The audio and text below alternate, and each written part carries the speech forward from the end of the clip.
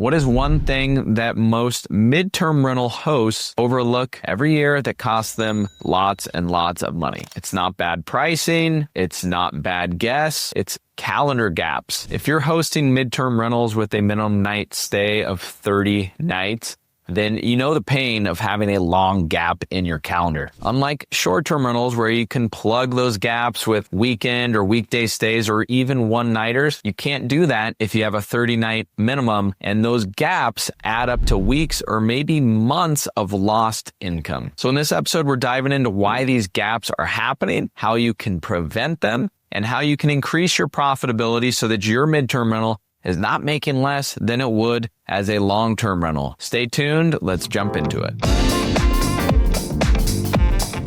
There are a lot of you out there that are operating midterm rentals. Maybe you do it part of the year when seasonality is lower, or maybe you're doing it because of regulations in the city, or maybe you're doing it because you like the idea of having less operations. But the common thread amongst all of you is that you want to earn more money with that property than you would as a long-term rental. And we know that we can. A successful midterm rental can earn as much as 20% or even twice as much or more of what a long-term rental would earn, but not if things aren't set up right. And the biggest culprit to having lower performance with a midterm rental versus a long-term rental is making sure that your calendar stays occupied and you don't have big, long gaps. Why do these calendar gaps make such a big impact on your midterm rental? Well, because you really only have maybe 6 to 12 maximum guests that are staying with you throughout the course of the year. And if between each of those guests, you have a gap here or 2 weeks there that you can't rent because you can't fill it with a short-term rental, then that's a massive impact on your overall profitability. Once that gap is created, you can't legally do anything to occupy the space, but your expenses, of course, are going to keep on running. So why do these big gaps happen with midterm rentals? Well, it's really quite simple. It all comes down to the way you have your calendar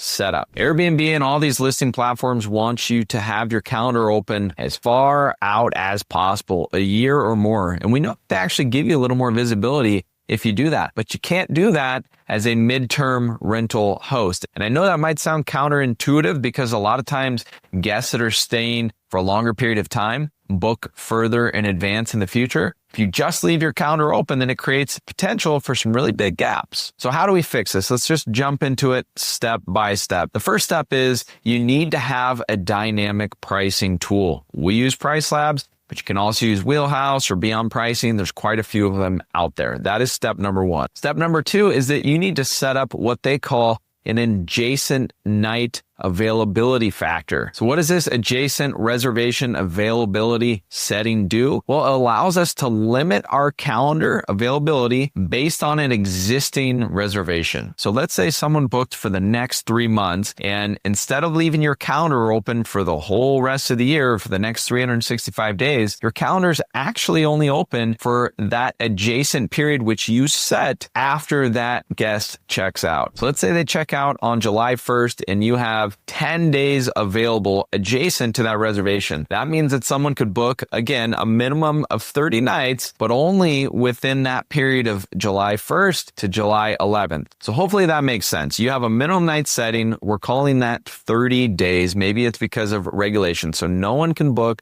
less than 30 days, but you don't want the big gaps. So what you do is you limit all your calendar availability so that someone can only book within the next 15 days or 10 days or whatever you set after the existing reservation. Now, of course, this doesn't mean that someone's going to book within that 5, 10, or 15 days after the reservation, but it does prevent someone from booking 29 days afterwards and creating that really large gap. So the length of this adjacent availability gap that you're setting up, whether it's 5, 10, 15, 20 days, that's going to be based on the demand in your local market. So if you're in a place where your midterm rentals always staying booked up, you can make that gap much shorter. But if you're in a place where maybe it's very seasonal and you just don't have a lot of bookings coming in, then you're going to have to increase that gap to open your calendar up for more potential bookings. Just another quick note on this. Well, let's say you've got this guest staying in your midterm rental and they check out 5 months from now. Other midterm rental guests are usually looking further out in the future, and they've got plenty of time to book your property further out in the future. So you're not limiting monitoring it in that way? Well, you can see the screenshot right here. You can see that I've got a gap set up for 15 nights, but I also have a second gap set up. And now this gets another level of complexity, but basically the way my calendar is currently set up, it says, okay, adjacent to any reservation, someone can book within that next 15 days for a minimum of 30 nights. But if someone's booking at least 60 days, then they have a 45-day gap to make a 60-day booking, which means, yes, I could get a larger gap in my calendar, but I would prefer to have guests staying for a longer period of time than a bunch of 1-month guests. So hopefully this screenshot helps you break it down. And if you're using Price Labs, you can just copy the settings that I have set up in here. Let's break this down with just a real quick math exercise. Let's say that your midterm rental is renting for $3,000 a month, but over the course of the year, you have a gap here, you have 2 weeks there. But let's say that 3 months out of the year, you're not able to rent that property. So you ultimately end up making $27,000. Not too bad, right? But what if your long-term rental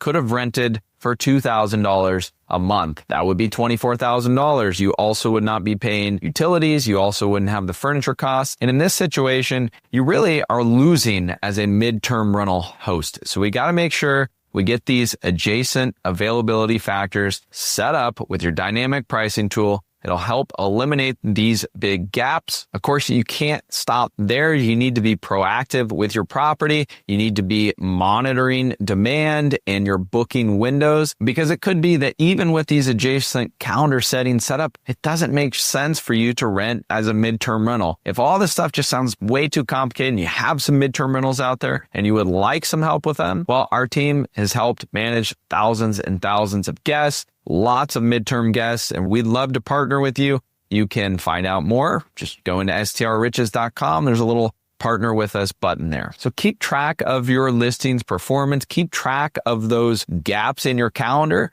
And if you're using this approach and you find that people are booking within 1 week, then don't give them 2 weeks to book, right? We need to constantly be monitoring this to help cut down on these vacancies. You have to treat this as a business. It's not as passive as a long-term rental would be. If you're new to the show, we have a lot of topics talking about all things short-term rentals and midterm rentals. You can go back to episode 211, 212, and 217, where we uncover all the things you should be doing as a midterm rental host. We've got checklists in there, all kinds of things from taking payments to where you're advertising to help you get more visibility and have a better performing property. Remember, you've put a lot of time into furnishing your midterm rental, and if it's potentially doing worse than a long-term rental, then what's the point? The culprit is going to be these calendar gaps. And so I hope that these tips help you shorten those gaps and make more money. Until next time, I hope you have a fabulous week.